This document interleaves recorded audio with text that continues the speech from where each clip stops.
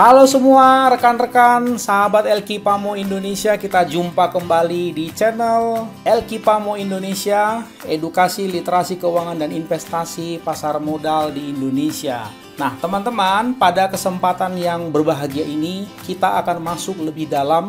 Ini sudah video ke-9 ya, konten ke-9 yang kami buat di channel ini. Kita masuk lebih dalam untuk analisa saham ya teman-teman. Kali ini judulnya adalah senjata value investor ya. Kami sengaja buat warna merah supaya teman-teman langsung ngerti. Senjata value investor untuk mendeteksi saham-saham unggulan, yaitu terampil membaca laporan keuangan, be a detective.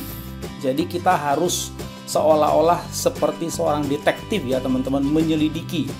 Ini adalah video bagian yang pertama untuk seri bedah laporan keuangan secara mendetail, dan khususnya pada kesempatan kali ini adalah membaca laporan laba rugi. Jadi pesan kami di awal ini teman-teman, karena ini adalah senjata yang sangat penting bagi kita investor di dalam mengenali, mendeteksi saham-saham yang terbaik, kami sarankan untuk menonton sampai selesai ya teman-teman.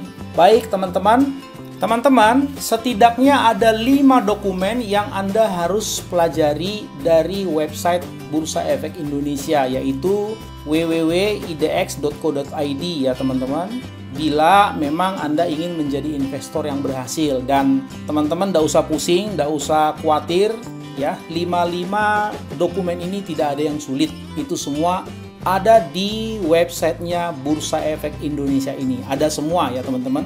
Yang pertama, dokumen pertama yang wajib Anda kuasai dan Anda mengerti dan Anda gali adalah laporan keuangan. Laporan keuangan ini teman-teman, itu diwajibkan oleh Bursa Efek Indonesia, harus terbit setiap kuartal.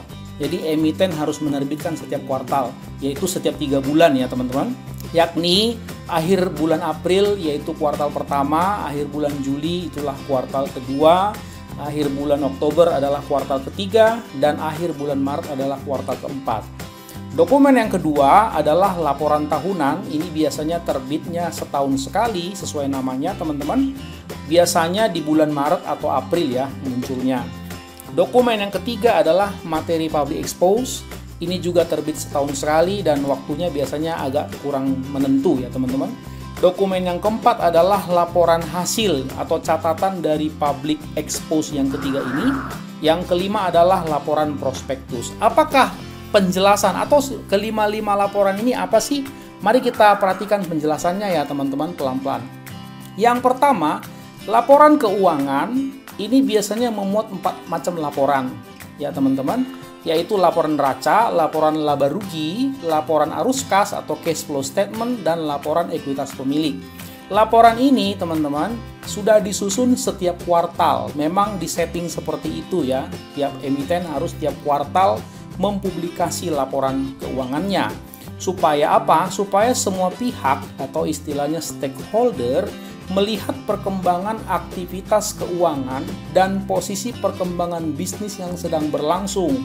Sehingga laporan keuangan akan menjadi dasar atau landasan bagi para investor atau kita untuk proses pengambilan keputusan ya teman-teman. Artinya kalau laporan keuangannya bagus, mungkin Anda akan memutuskan masuk berinvestasi, beli sahamnya. Atau kalau laporan keuangannya kondisinya lagi sakit atau kurang bagus, mungkin Anda memutuskan tidak berinvestasi di perusahaan tertentu atau pilih perusahaan lain. Nah, kemudian laporan tahunan teman-teman itu adalah merupakan laporan pencapaian atau prestasi dan perkembangan perusahaan selama 1 tahun terakhir. Baik itu secara keuangan atau prestasi, achievement ya, dan pengakuan-pengakuan. Kadang-kadang ada pengakuan-pengakuan teman-teman, misalnya dari surat kabar apa atau dari lembaga apa, ada pengakuan-pengakuan terhadap perusahaan tertentu. Itu juga menjadi nilai plus ya teman-teman. Kita harus perhatikan juga itu. Kemudian terobosan-terobosan produk atau jasa dan lain-lain, misalnya ada inovasi-inovasi apa selama 1 tahun terakhir, itu semua akan tertuang di laporan tahunan ini ya teman-teman. Itu penting kita perhatikan. Kemudian yang ketiga adalah public expose. Ini tujuannya memaparkan kepada publik mengenai kinerja perusahaan tercatat ya teman-teman, supaya informasinya tersebar merata. Karena kadang-kadang ada informasi-informasi yang tidak tersampaikan di laporan tahunan. Kemudian teman-teman, yang keempat adalah laporan hasil public expose, seperti yang kami katakan tadi, karena seringkali ada informasi yang tidak tersampaikan pada laporan keuangan atau laporan tahunan, sehingga public expose harus dilakukan oleh emiten ya teman-teman. Dan hal yang disampaikan tersebut akan dicatat dan dipublikasikan sehingga semua pihak bisa melihat dan memantau ya teman-teman. Hal-hal yang didapat di public expose biasanya ada 4 hal ini yang paling dominan. Yang pertama, informasi mengenai perjalanan sejak perusahaan itu berdiri atau milestone-nya. Kemudian yang kedua, biasanya menjelaskan bisnis yang sedang dijalankan oleh perusahaan beserta kontribusinya. Yang ketiga, biasanya berisi portofolio produk yang dimiliki oleh perusahaan. Yang keempat, informasi mengenai para pelanggan perusahaan. Biasanya 4 ini yang paling sering ya teman-teman di laporan public expose. Kemudian, laporan yang kelima adalah laporan prospektus, yaitu gabungan antara profil perusahaan dan laporan tahunan untuk memberikan gambaran secara umum mengenai sahamnya yang akan ditawarkan kepada publik. Biasanya ini dibutuhkan menjelang satu perusahaan IPO ya, atau Initial Public Offering, menjelang listing di Bursa Efek Indonesia. Teman-teman, kira-kira bentuk laporan prospektus seperti ini. Ini kami ambil contoh laporan prospektus PT BFI Finance Tbk ya, atau kode sahamnya BFIN ya teman-teman, kira-kira seperti ini. Baik teman-teman, mungkin ada yang bertanya ya dari antara teman-teman, sebab dari video ke-8 yang terakhir sebelum ini kami sudah mulai mempublikasi laporan keuangan. Mungkin ada yang bertanya bagaimana caranya mengambil atau mendapatkan laporan keuangan seperti itu. Kira-kira langkah-langkahnya seperti ini ya teman-teman. Langkah-langkah untuk memperoleh dokumen laporan keuangan. Yang pertama tentu Anda harus buka website BEI ya, yaitu www.idx.co.id. Kemudian yang kedua, pilihlah menu perusahaan tercatat. Nanti setelah Anda buka websitenya ini, pilih menu ini, akan terlihat ada menu perusahaan tercatat, kemudian laporan keuangan dan tahunan ya. Baru yang ketiga, pilih jenis laporan. Misalnya Anda mau mendownload laporan keuangan, sebab ada juga laporan tahunan ya. Kemudian yang keempat, pilih jenis efek saham ya, karena ada juga efek yang lain, obligasi misalnya. Yang kelima, masukkan kode nama perusahaan, misalnya Indofood ya, ada INDF, ada ICBP, yang mana. Kemudian yang keenam, pilih tahun laporan keuangannya ya. Laporan keuangannya tahun keberapa dan kuartal berapa. Baru pilih periode laporan keuangannya. Kira-kira teman-teman, pada laporan keuangan tersebut, kalau nanti teman-teman berhasil mendownloadnya, nanti teman-teman akan mendapatkan sekaligus dalam satu bundling, yaitu ada laporan neraca, ada laporan laba rugi, ada laporan arus kas atau cash flow, dan sekaligus dengan laporan ekuitas. Nah teman-teman, kami mau menginformasikan dari saat ini bahwa kami akan membuat 4-5 konten video secara khusus untuk topik bedah laporan keuangan step by step ya, secara praktis dan mendetail. Sebab ini merupakan senjata bagi investor, jadi kami harus menjelaskan pelan-pelan dan mendetail supaya para penonton channel LQ Pamo Indonesia ini mudah mengerti. Nah, jadi tonton sampai selesai ya teman-teman semuanya, sebab paham membaca laporan keuangan adalah salah satu kunci keberhasilan investor. Itu kunci. Kami ulangi sekali lagi, teman-teman, Anda harus bisa membaca laporan keuangan secara cermat dan benar. Itu kunci utama untuk berhasil sebagai investor. Pada kesempatan kali ini, teman-teman, kita fokuskan untuk membedah laporan laba rugi saja ya. Karena kalau tidak seperti itu kepanjangan nanti. Jadi tujuan mempelajari laporan laba rugi adalah mencari laba atau rugi perusahaan tiap lembar sahamnya yang disebut earning per share bahasa Inggrisnya atau EPS singkatannya. Baik teman-teman, di sini kami mencoba untuk menyajikan contoh laporan keuangan yang baru dipublikasi oleh PT S Hardware lagi atau kode sahamnya ACES ya. Ini kami coba tunjukkan kepada Anda laporan laba ruginya. Nah, teman-teman bisa melihat sekilas. Kemudian seperti ini. Nah, kita akan jelaskan ya. Yang pertama, teman-teman, khusus untuk laporan laba rugi ini merupakan laporan yang dapat menceritakan banyak hal tentang kinerja. Ya, kami ulangi sekali lagi, tentang kinerja perusahaan untuk periode tertentu. Yang kedua, laporan keuangan biasanya disajikan untuk 2 tahun ya, seperti di atas. Jadi, tahun ini dengan tahun sebelumnya, 1 tahun sebelumnya. Biasanya seperti itu. Agar apa? Agar kita bisa langsung membandingkan dengan kinerja tahun sebelumnya, apakah membaik atau memburuk. Begitu tujuannya. Yang ketiga, laporan keuangan ini biasanya sudah disusun dengan membandingkan pada kuartal yang sama. Kami ulangi, pada kuartal yang sama di tahun sebelumnya. Ya, teman-teman. Jadi, key to key kalau istilahnya.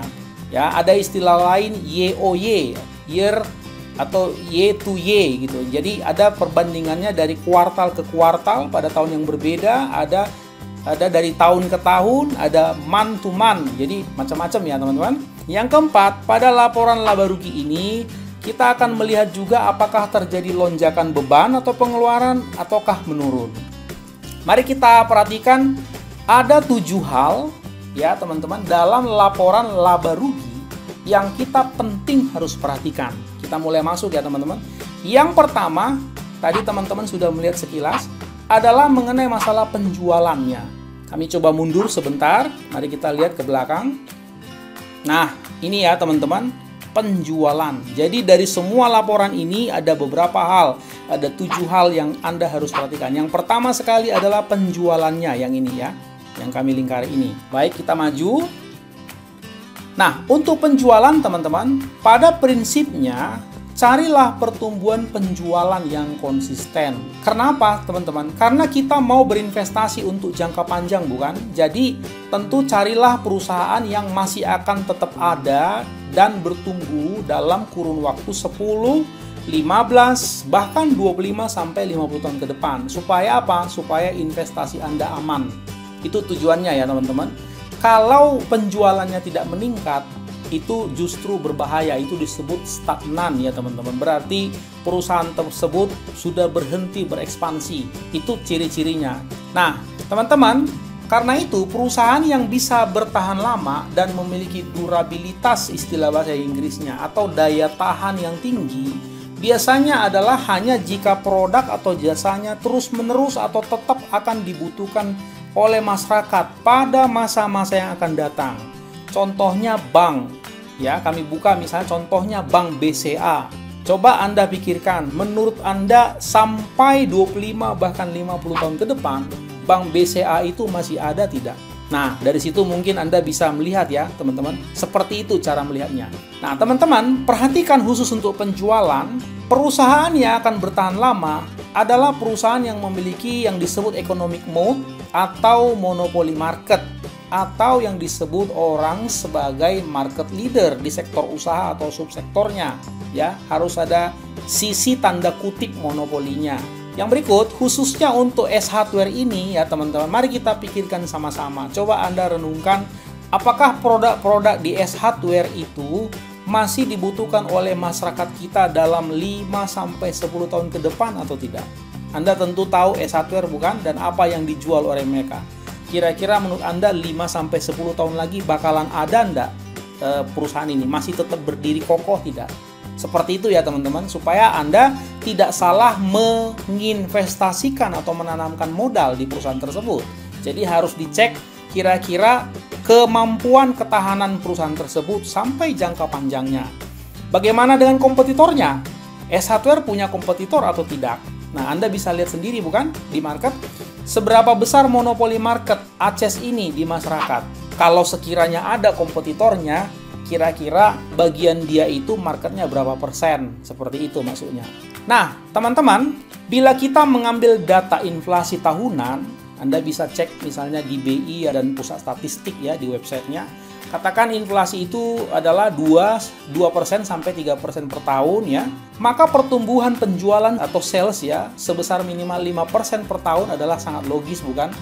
Kalau Anda melihat inflasi 3% per tahun, kemudian pertumbuhan penjualannya juga hanya 3% per tahun, sesungguhnya terjadi stuck ya teman-teman. Jadi kita jangan keliru kalau Anda menemukan perusahaan, oh bertumbuh nih 3%. Ingat baik-baik, ada yang namanya inflasi ya teman-teman. Jadi harus bertumbuh.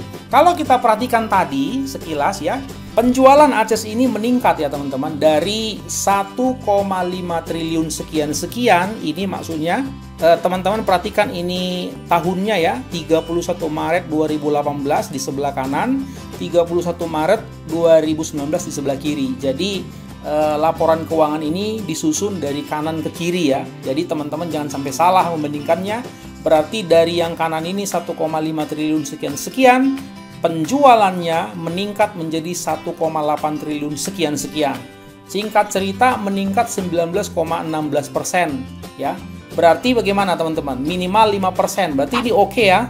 Oke. Jadi dari segi penjualan ya, S Hardware ini sangat baik bukan? Sangat baik. Mari kita lihat slide berikutnya. Kita harus tahu juga teman-teman bahwa nilai penjualan itu sama dengan volume penjualan dikali dengan harga jual. Kira-kira seperti itu. Nah, teman-teman kita harus melakukan penyelidikan nih terhadap peningkatan penjualan ini. Sebab meningkatnya penjualan itu bisa karena beberapa hal. Antara lain bisa karena volume penjualan yang naik. Betul ya teman-teman? Harganya mungkin margin labanya tidak seberapa, tapi kalau volume penjualan naik, bisa juga labanya naik ya. Bisa juga harga jualnya memang dinaikin. Bisa juga karena kedua-duanya ini ya teman-teman. Jadi kita harus cek. Kemudian kenaikan penjualan bisa juga disebabkan oleh dibukanya outlet baru. Apalagi S Hardware teman-teman. Hampir di setiap ada mall pasti ada S Hardware bukan?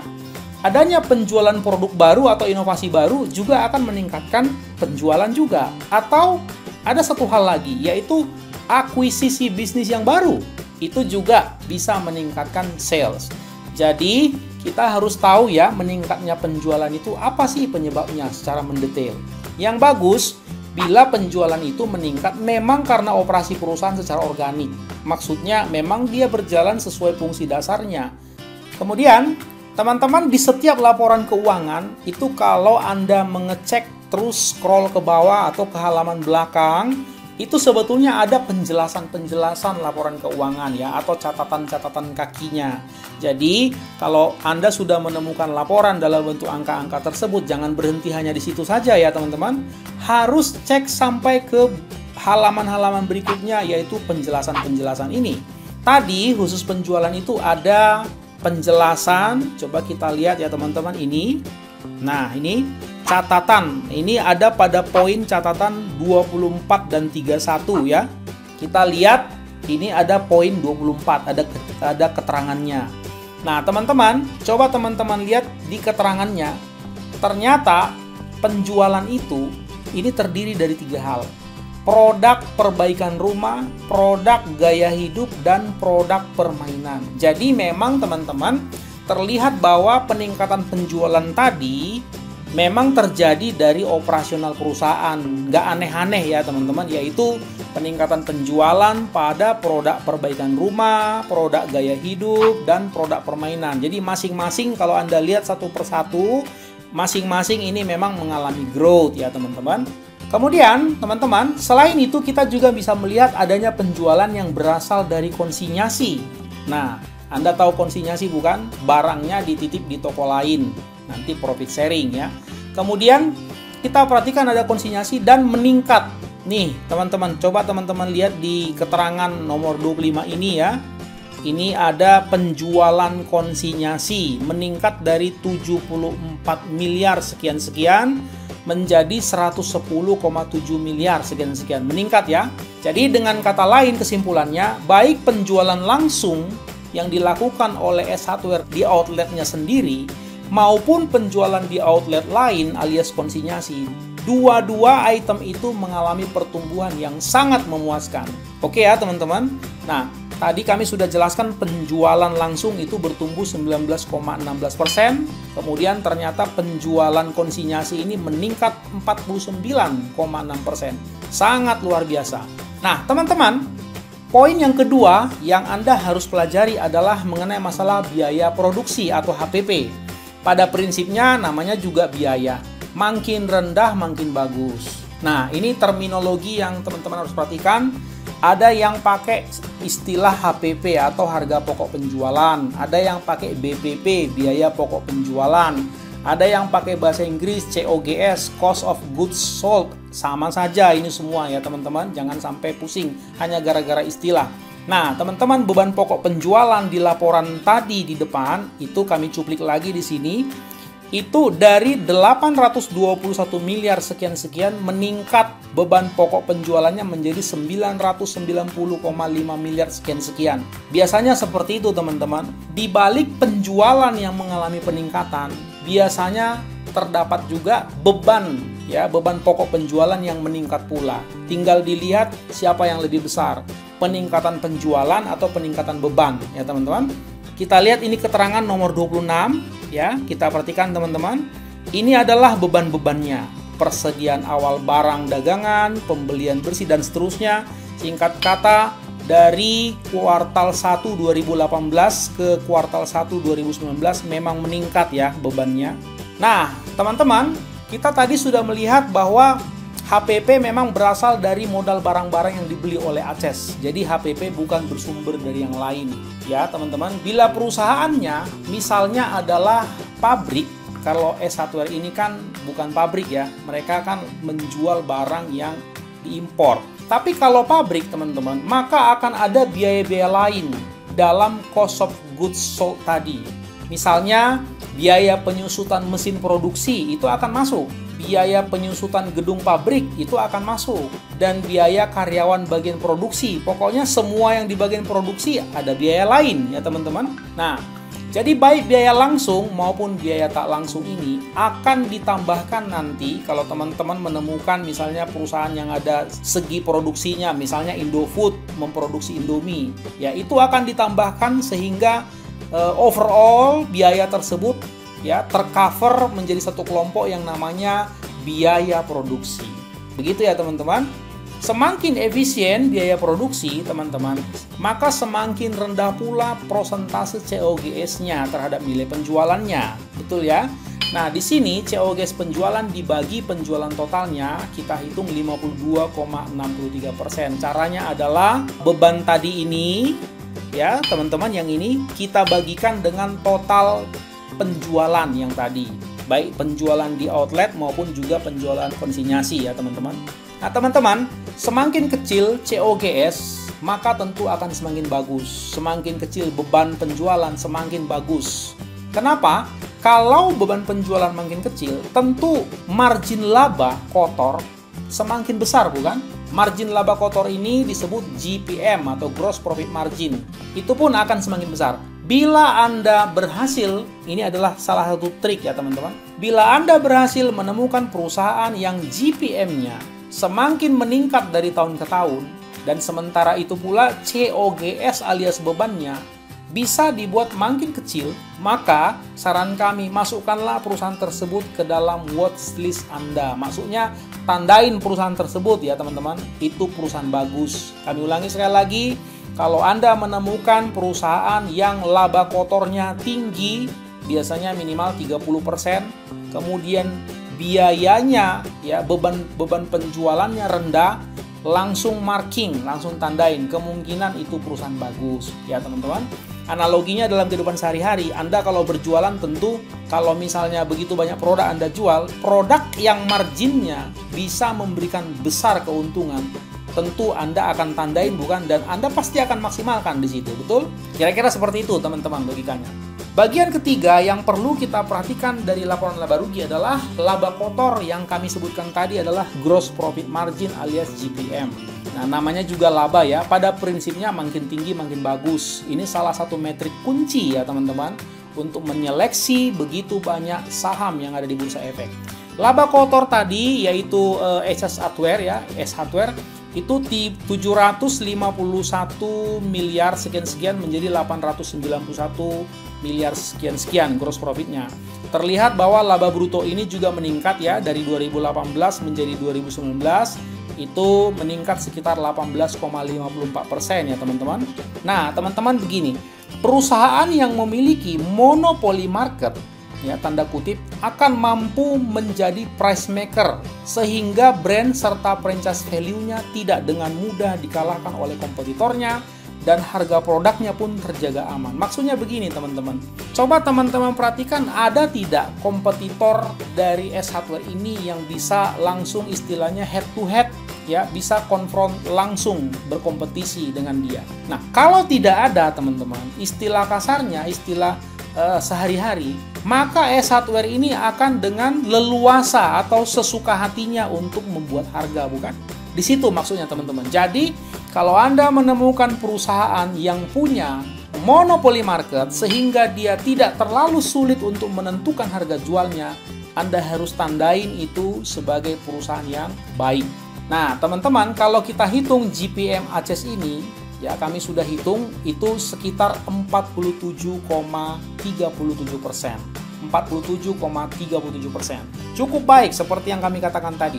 Tingginya persentase GPM ini teman-teman, inilah yang menjadi indikasi awal bahwa perusahaan ini memang memiliki economic mode. Economic mode itu maksudnya teman-teman, kalau istilahnya Warren Buffett adalah parit ya, maksudnya yang membuat perusahaan tersebut jadi elegan dan dia memiliki keleluasaan ya dalam mendominasi market di dalam memasarkan produknya. Itu maksudnya economic mode. Dia tidak ada tanding yang sepadan.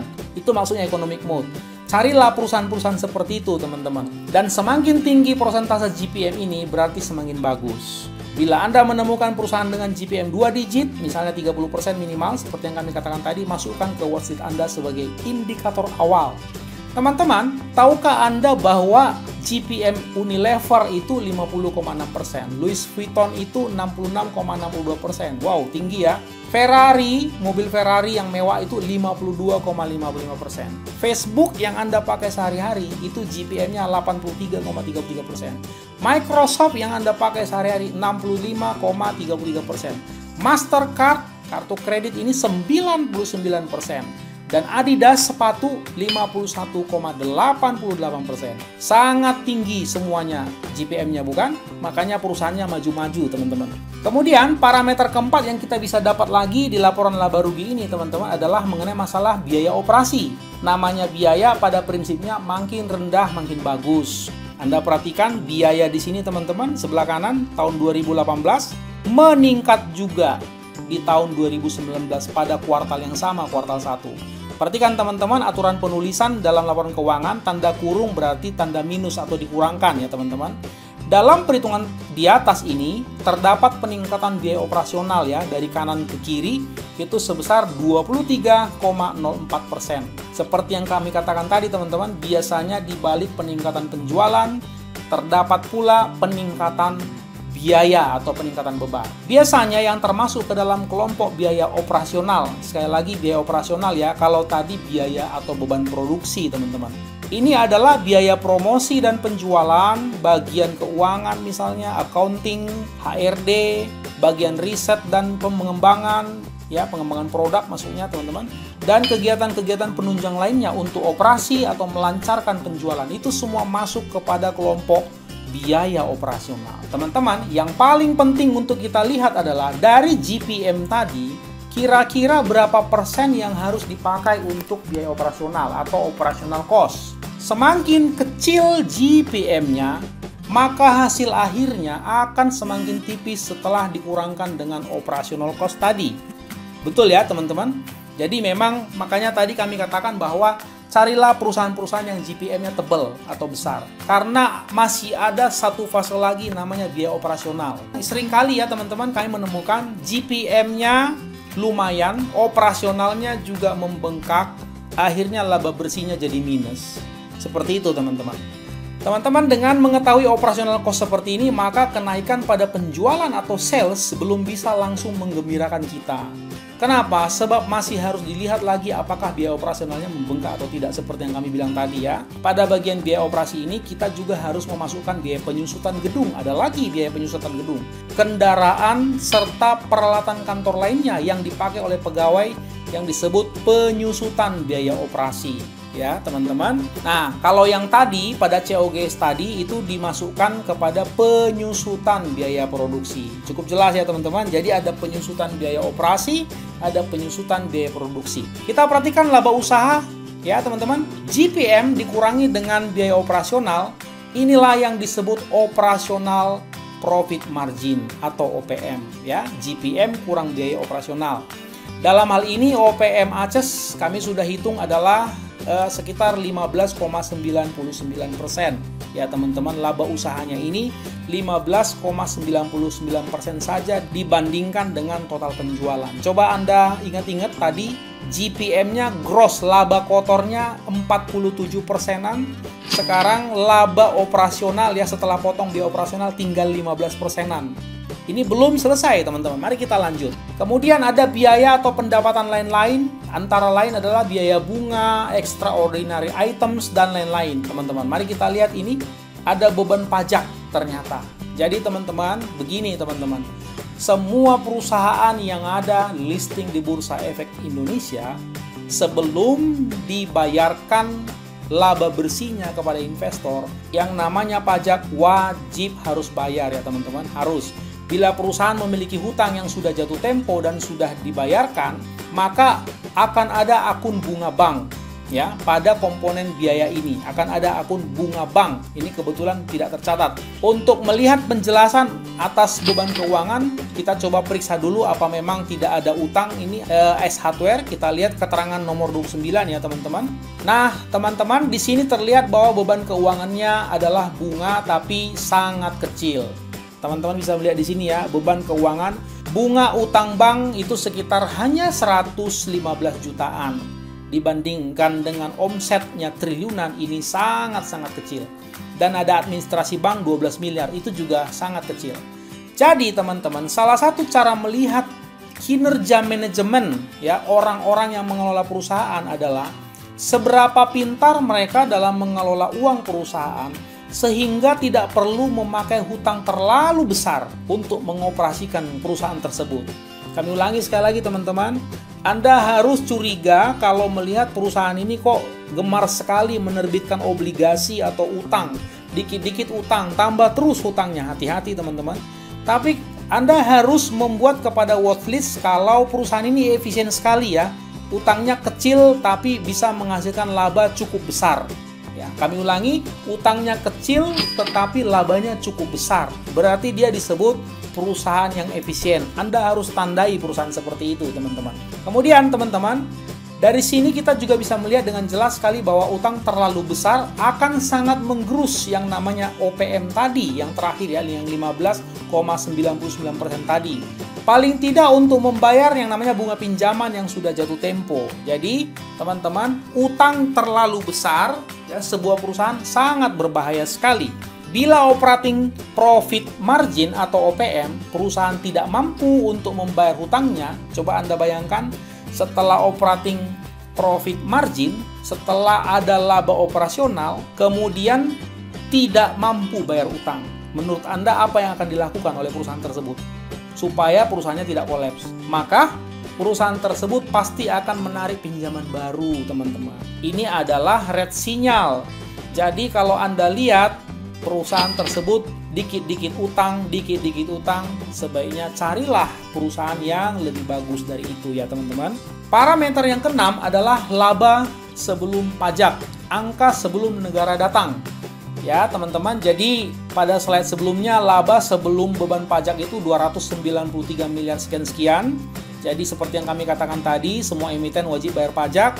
Ternyata kita lihat ini ada pajaknya ya teman-teman. Jadi laba sebelum pajaknya 239,3 miliar sekian-sekian. Anda lihat dibandingkan tahun sebelumnya, ternyata meningkat juga ya teman-teman. Yang parameter yang berikutnya, yang ketujuh, ini yang tadi kami katakan teman-teman. Jadi setelah semua dipotong pengeluaran ya, perhatikan kami ulangi sekali lagi teman-teman. Total penjualan kemudian dikurangi dengan total biaya produksi, kemudian dikurangi lagi total biaya operasional, kemudian dikurangi lagi dengan beban-beban lain, dan akhirnya pajak ya, setelah potong bunga tadi ya teman-teman. Setelah potong bunga, bayar utang dan lain-lain, akhirnya ada pajak yang terakhir. Setelah pajak, maka akan muncullah laba bersih, teman-teman. Nah, laba bersih ini harus dibagi dengan jumlah saham yang beredar. Itu yang disebut earning per share, laba tiap lembar saham, singkatannya EPS. Perhatikan ya teman-teman, EPS ini harus selalu diperhatikan bahwa ini adalah sudah dibagi dengan jumlah lembar saham. Dan Anda harus perhatikan baik-baik apakah jumlah lembar saham perusahaan tersebut mengalami perubahan atau tidak dari periode sebelumnya. Karena kadang-kadang jumlah lembar saham ini juga berubah loh teman-teman, jadi harus hati-hati. Dari slide sebelumnya terlihat bahwa total laba komprehensif tahun berjalan adalah 239 miliar sekian atau 12,72% saja dari GPM 47% tadi, teman-teman. Bayangkan, berarti seluruh biaya-biaya itu ada 35% kurang lebih. Cukup besar ya, dari total penjualan bersihnya. Inilah yang disebut net profit margin atau laba bersih. Jadi teman-teman, dari penjualan yang sebesar tadi itu, triliunan itu, hanya 12,72% lah laba bersihnya. Coba kita lihat dari GPM-nya teman-teman. Ini tadi yang kami bilang sebagai NPM laba bersih ini kalau 47 kurang 47,37 sisa 12,72 ini sekitar 34% ya, 34,6%. Dia adalah biaya semuanya. Dia adalah beban. Jadi, meningkatnya penjualan bila tidak disertai dengan efisiensi pengeluaran, terbukti teman-teman, juga akan sangat menggerus margin keuntungan ya teman-teman. Nah, kita perhatikan gambar di sebelah kanan ini teman-teman.